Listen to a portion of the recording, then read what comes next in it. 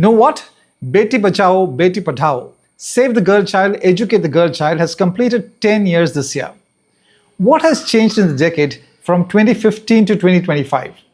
A lot of awareness building. What hasn't? Brutalising of our betis. The gruesome murder of Nikki Bhati and several others in recent days being the latest. We murder about 20 women each day over dowry demands alone.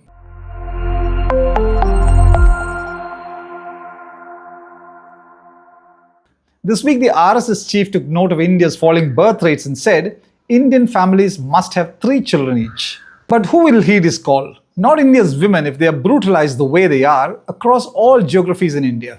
At least now they're willing to marry.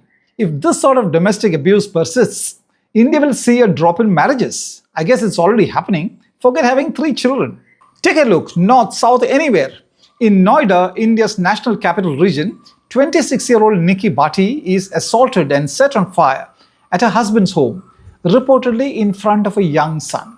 Her husband's family wouldn't approve of her doing reels, but her husband could post whatever on social media. Step over to Bihar and you hear this.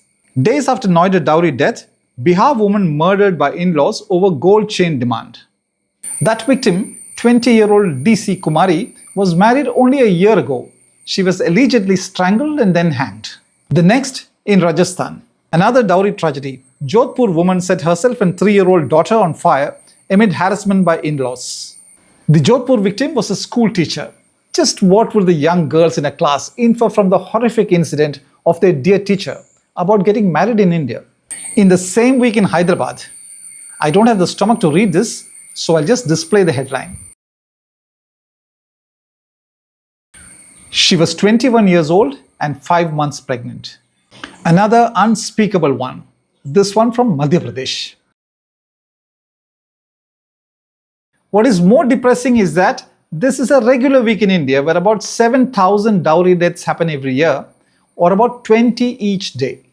According to the National Crime Records Bureau, there were 6,459 cases of dowry deaths in 2022. The worst states: Uttar Pradesh, 2,138, Bihar 1,057, and Madhya Pradesh 518. I recently had occasion to visit different states and interact with 9 and 10-year-old girls in multiple states.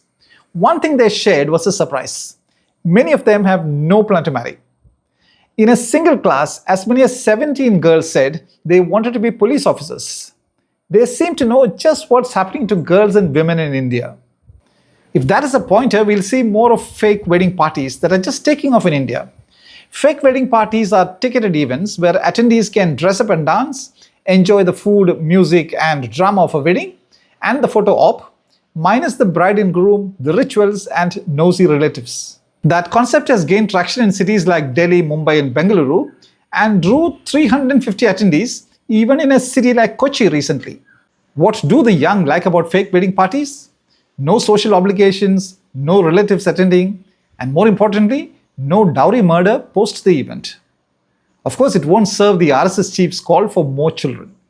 To sign off on a note of optimism, the International Cricket Committee, on which the BCCI has a huge influence, has announced a prize money of $4.48 million to the winners of the upcoming Women's World Cup. That is more than the prize money that the Men's World Cup winners took. I'm getting goosebumps, fast bowler Julian Goswami said. Anyone who bats for gender parity will agree.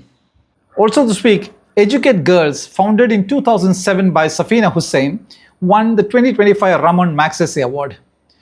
Educate Girls works to liberate girls and young women from the bondage of illiteracy in India's most underserved regions. Women in India have been compared to goddesses and put on a pedestal in theory, but devalued and commoditized in practice. Initiatives like Educate Girls are slowly turning the tide. Better late than never.